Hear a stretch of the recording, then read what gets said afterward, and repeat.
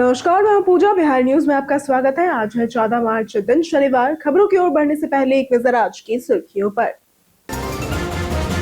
आज लोक अदालत में होगा ई चालान के लंबित मामलों का निपटारा। वाहनवार विस्तृत सूची होगी तैयार। वाहन स्वामियों से की गई सहयोग की अपील। बिहार दिवस के मौके पर जाने किन कलाकारों से सजेगा गांधी मैदान।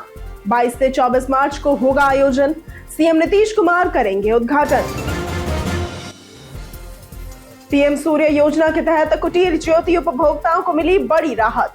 स्मार्टफोन न होने पर भी नहीं होगी कोई दिक्कत। क्षेत्रीय शिविर में जाकर कर सकेंगे ऑफलाइन आवेदन।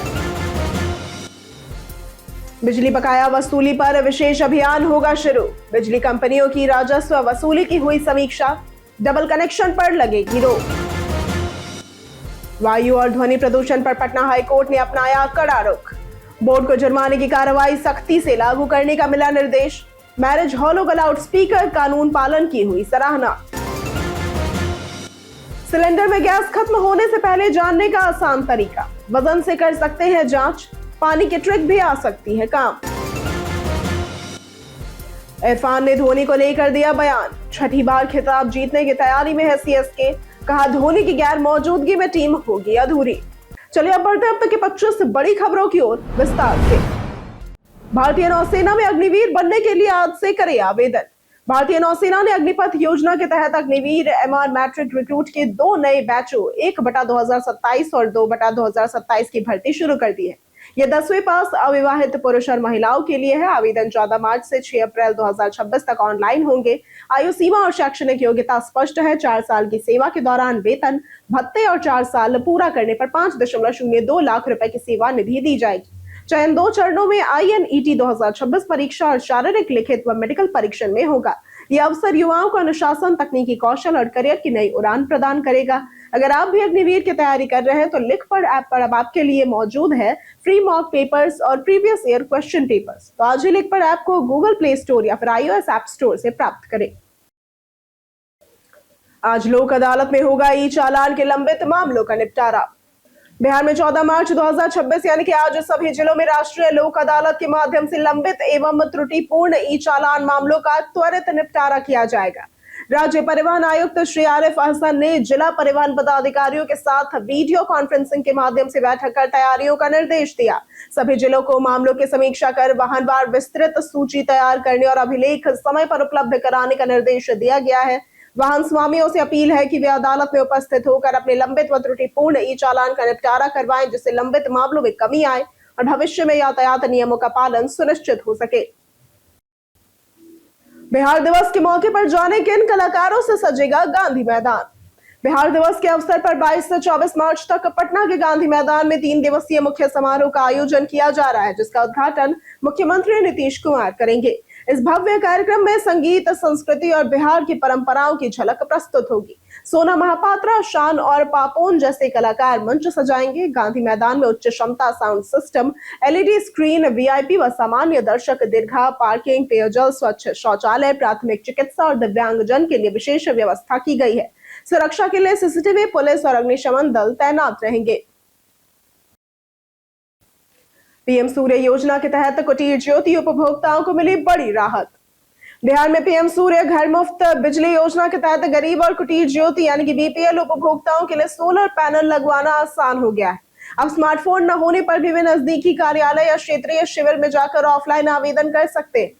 योजना में प्रत्येक घर की छत पर 1.1 किलोवाट क्षमता के रूफटॉप सोलर पैनल लगाए जाएंगे। सहमति और स्थल निरीक्षण के बाद पैनल निःशुल्क स्थापित होंगे।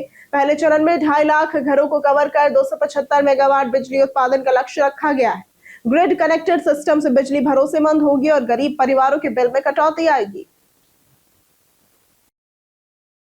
बिजली बकाया वसूली पर विशेष अभियान होगा शुरू। ऊर्जा सचिव मनोज कुमार सिंह ने बिजली बिल न चुकाने वाले उपभोक्ताओं पर कड़ी कार्रवाई के लिए विशेष अभियान चलाने के निर्देश जारी किए।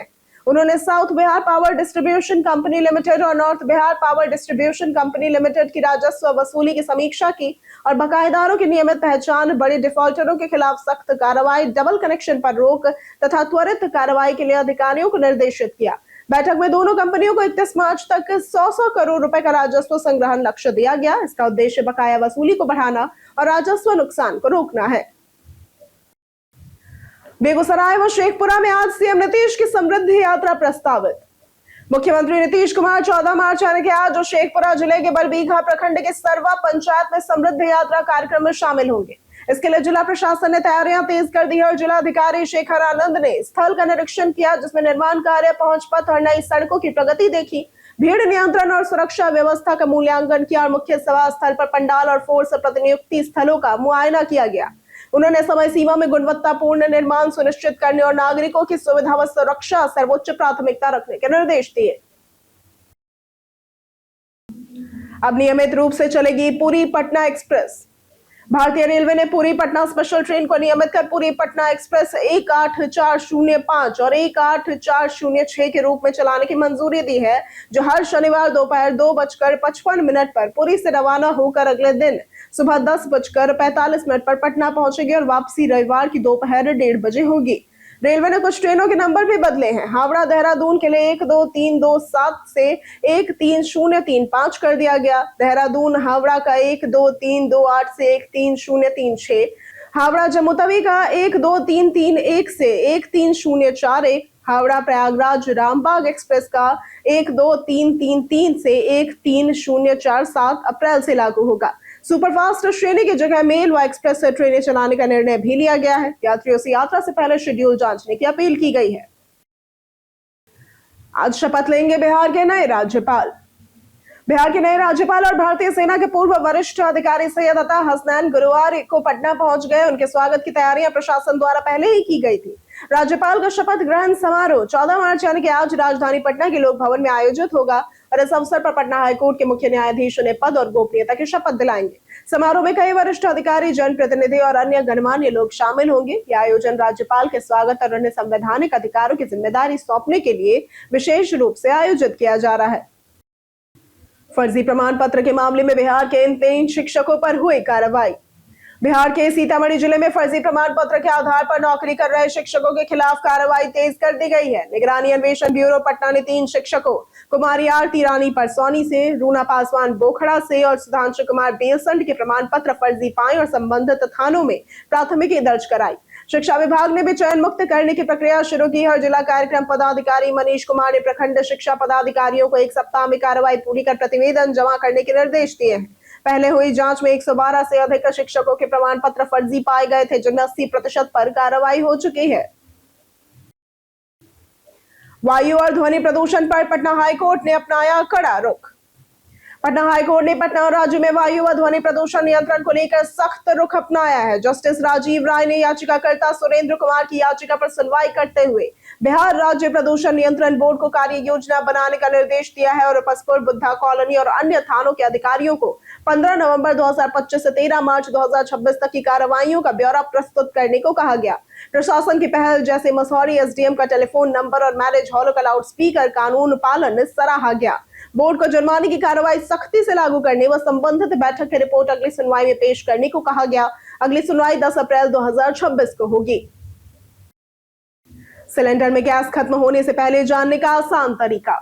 अमेरिका, इजरायल और ईरान के बीच तनाव के कारण देश में रसोई गैस की सप्लाई पर चिंता बढ़ गई है। कई लोग सिलेंडर की कमी से परेशान हैं और सोशल मीडिया पर लंबी लाइनें व होटल व ढाबे बंद होने की तस्वीरें भी वायरल हो रही हैं। सिलेंडर खत्म होने से पहले इसे पता लगाने के लिए 3 आसान तरीके हैं। 1, वजन से जांच, सिलेंडर का कुल वजन मापकर खाली वजन घटाएं। दूसरा, पानी की ट्रिक, सिलेंडर में पानी डालकर ठंडे हिस्से से गैस का स्तर जाने। तीसरा है लौ देखकर, यानी कि कम गैस होने पर लौ धीमी और पीली दिखाई देती है और इन तरीकों से समय रहते नया सिलेंडर बुक किया जा सकता है। डिप्टी सीएम कार्यालय पर एलपीजी आरोप हुआ खारिज। पटना की एक गैस एजेंसी संचालक ने यह दावा किया कि बिहार के डिप्टी सीएम सम्राट चौधरी के यहां से एक एसडीओ ने जबरन 4 एलपीजी सिलेंडर ले ली।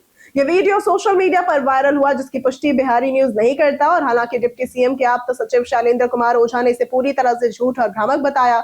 उन्होंने कहा कि कार्यालय में एसडीओ का कोई पद ही नहीं है और ऐसे किसी भी दबाव या सिलेंडर मांगने का मामला सच नहीं है। उन्होंने लोगों से अपील की कि अपुष्ट खबरों पर भरोसा न करें। कार्यालय ने कहा कि जांच कराकर सच्चाई सामने लाई जाएगी। बिहार विधानसभा को बम से उड़ाने की मिली धमकी।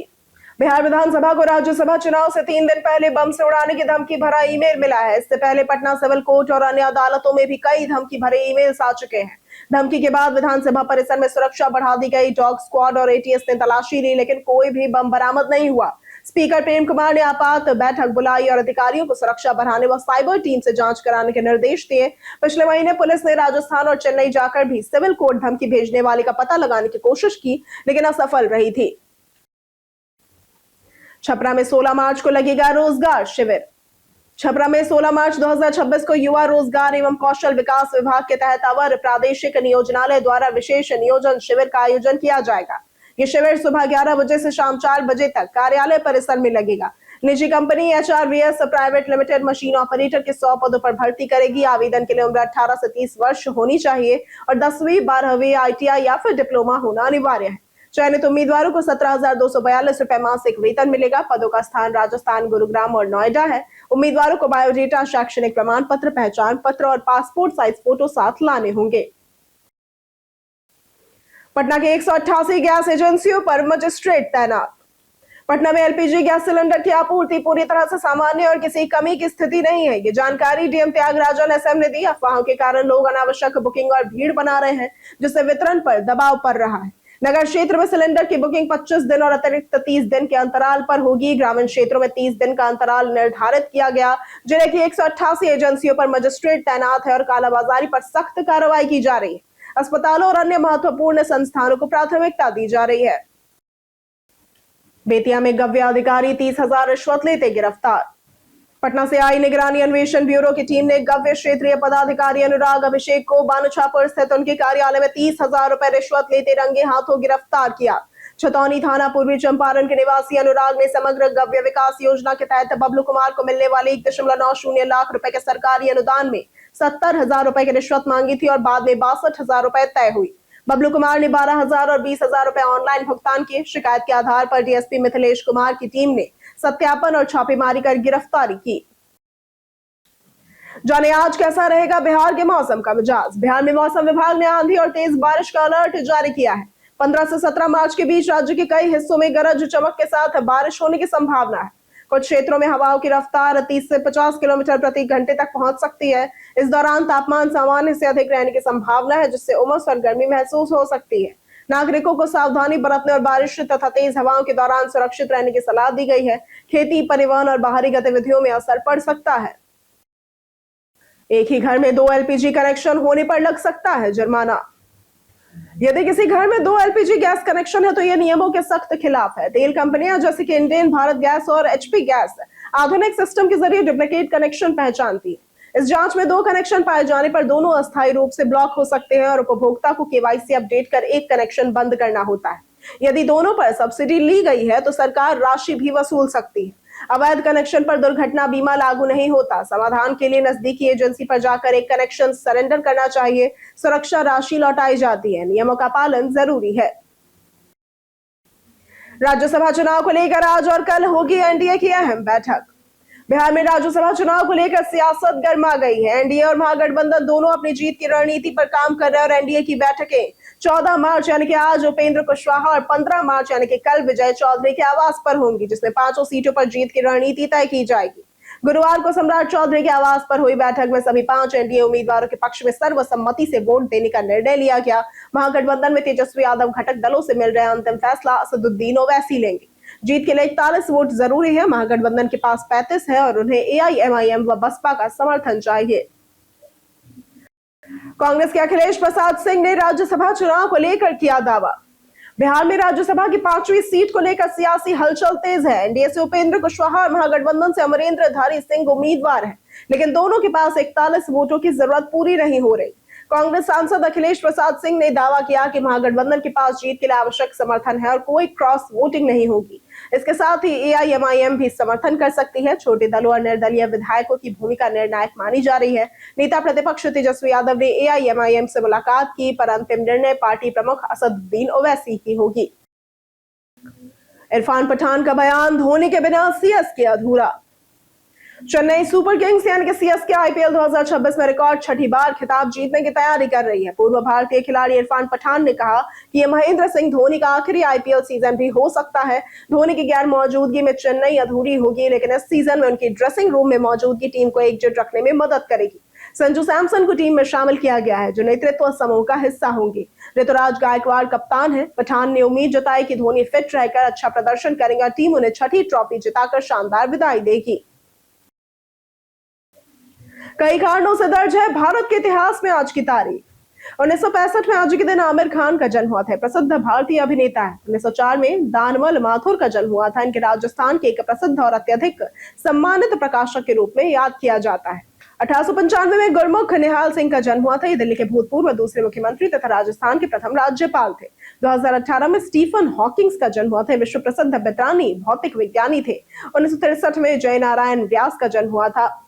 2018 में स्टीफन हॉकिंग का निधन हुआ था। ये विश्व प्रसिद्ध ब्रितानी भौतिक विज्ञानी थे। 1963 में जय नारायण व्यास का निधन हुआ था। ये भारत के प्रमुख स्वतंत्रता सेनानी, राजस्थान के पूर्व मुख्यमंत्री और भारतीय राष्ट्रीय कांग्रेस के प्रसिद्ध राजनेता थे। एलपीजी सिलेंडर स्कैम से रहे सतर्क। भारत में दुनिया के कई हिस्सों में युद्ध के चलते एलपीजी सिलेंडर की कमी का फायदा उठाकर साइबर ठग नया फ्रॉड फैला रहे हैं। सोशल मीडिया, व्हाट्सएप और एसएमएस पर फर्जी ऐड और लिंक भेजकर जल्दी गैस डिलीवरी का लालच दिया जा रहा है। लोग जैसे ही लिंक पर क्लिक करके पेमेंट करते हैं, उनका पैसा ठगों के खाते में चला जाता है और असली गैस कंपनियां जैसे कि इंडेन, भारत गैस और एचपी गैस कभी भी अनजान लिंक से पेमेंट नहीं मांगती। पुलिस और साइबर एक्सपर्ट्स चेतावनी देते हैं कि केवल आधिकारिक वेबसाइट या फिर ऐप से ही बुकिंग करें और ओटीपी, यूपीआई पिन या बैंक डिटेल शेयर न करें। पीएम किसान योजना की 22वीं किस्त आई या नहीं, ऐसे करें चेक। प्रधानमंत्री किसान सम्मान निधि योजना की 22वीं किस्त 13 मार्च को जारी हुई, जिसमें किसानों के बैंक खातों में 2-2 हजार रुपए भेजे गए। किसान अब घर बैठे पीएम किसान की आधिकारिक वेबसाइट पीएम किसान जीओआई मोबाइल ऐप या फिर पीएफएमएस पोर्टल से अपनी भुगतान स्थिति को चेक कर सकते हैं। वेबसाइट पर रजिस्ट्रेशन नंबर और ओटीपी डालकर सभी किस्तों की जानकारी प्राप्त होती है। ऐप में बेनिफिशियरी स्टेटस और फेस ऑथेंटिकेशन के जरिए ई-केवाईसी पूरी की जा सकती है। पीएफएमएस पर डीबीटी स्टेटस ट्रैकर के माध्यम से भी भुगतान ट्रैक किया जा सकता है। पैसे न आने पर ई-केवाईसी बैंक खाता लिंक और भूमि रिकॉर्ड जांचना जरूरी है। भारत में मोबाइल डेटा पर नया टैक्स संभव। भारत में मोबाइल डेटा महंगा हो सकता है क्योंकि सरकार इसके इस्तेमाल पर नया टैक्स लगाने पर विचार कर रही है। डिपार्टमेंट ऑफ टेलीकम्युनिकेशंस यानी कि डीओटी को इसका अध्ययन करने के लिए कहा गया है कि डेटा पर टैक्स लागू किया जा सकता है या नहीं। प्रस्ताव के अनुसार ₹1 प्रति जीबी डेटा पर टैक्स लगाया जा सकता है, जिससे सरकार को सालाना लगभग 22,900 करोड़ रुपए की आय हो सकती है। वर्तमान में मोबाइल रिचार्ज और पोस्टपेड बिल पर 18% जीएसटी लगता है। भारत में डेटा सस्ता होने के कारण इसका इस्तेमाल बढ़ा है। सरकार अध्ययन के बाद ही अंतिम निर्णय लेगी। हम प्रतिदिन आपसे 5 ऐसे जरूरी सवाल और उसके जवाब बताएंगे जो कि बीपीएससी, बिहार पुलिस, दारोगा समेत एसएससी जैसे अन्य प्रतियोगी परीक्षाओं में काम आएंगे। सवाल इतिहास, बिहार स्पेशल, विज्ञान, करंट अफेयर्स और भूगोल से रहेंगे। पूछे गए 5 सवालों में आपने कितना सही उत्तर दिया, ये हमें कमेंट करके जरूर बताएं। हमारा पहला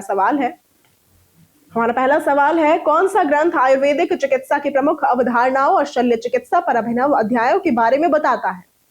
ए सुश्रुत संहिता, बी शकुंतला, सी महाभाष्य या फिर डी चरक संहिता। इसका सही जवाब है ए सुश्रुत संहिता। हमारा दूसरा सवाल है किस यात्री ने प्रारंभिक तांग राजवंश के दौरान चीनी बौद्ध धर्म और भारतीय बौद्ध धर्म के बीच हुए अंतर संबंधों का वर्णन किया? ए यिजिंग, बी डेमाचस, सी फैक्सियन या फिर डी जुआनजांग। इसका सही जवाब है डी जुआनजांग। हमारा तीसरा सवाल है सोन जल विद्युत परियोजना किस राज्य में स्थित है? ए पंजाब, बी हरियाणा, सी बिहार या फिर डी गुजरात। इसका सही जवाब है सी बिहार।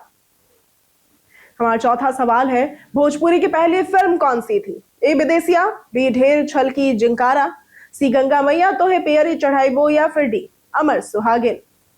इसका सही जवाब है सी गंगा मैया तो है पेयरी चढ़ाईबो। हमारा पांचवा सवाल है भगवान वासुपूज्य की सबसे ऊंची प्रतिमा कहां स्थित है? ए राजगीर, बी पावापुरी, सी वैशाली या फिर डी चंपापुर। इसका सही जवाब है डी चंपापुर। बीते दिन हमारे द्वारा पूछे गए सवाल का जवाब आप लोगों में से बहुत लोगों ने हमारे कमेंट सेक्शन में लिख कर दिया है। जिन्होंने हमारे द्वारा पूछे गए सवाल का जवाब दिया है उनके नाम है पुरुषोत्तम कुमार, सरोज कुमारी, मुन्ना प्रसाद, कुश कुमार, मनीष कुमार, सूरज रॉय, लक्ष्मी मेहता, राजेश मांझी, राम बाबू दास, अतीक खान, आलोक प्रियदर्शी, जगदीश कुमार, नरेंद्र कुमार, सियालाल कामत, देवनंदन कुमार, नौशाद रजा, रमन आनंद कुमार, रवि मोहन वर्मा, अर्जुन राम, राजेश मांझी, विकास माथुर, प्रियंका कुमारी, राजीव कुमार, संजीव कुमार, अब्दुल मन्नान, ओम प्रकाश, पंकज राज, रामलाल यादव, राजकिशोर महतो, ब्रजमोहन और श्रवण कुमार। इसके साथ बढ़ते हैं आज के सवाल की ओर। आज का सवाल है भागदौड़ की जिंदगी में आप घर पर तनाव कम करने के लिए कौन सा तरीका अपनाते हैं? आप अपना जवाब हमें हमारे कमेंट सेक्शन में लिखकर जरूर बताएं। आज के लिए सिर्फ इतना ही। बिहार की तमाम खबरों के साथ बने रहने के लिए देखते रहें बिहारी न्यूज। और साथ ही अगर आप यूट्यूब चैनल पर देख रहे हैं तो चैनल सब्सक्राइब करें, और अगर आप फेसबुक पेज पर देख रहे हैं तो लाइक और फॉलो जरूर करें।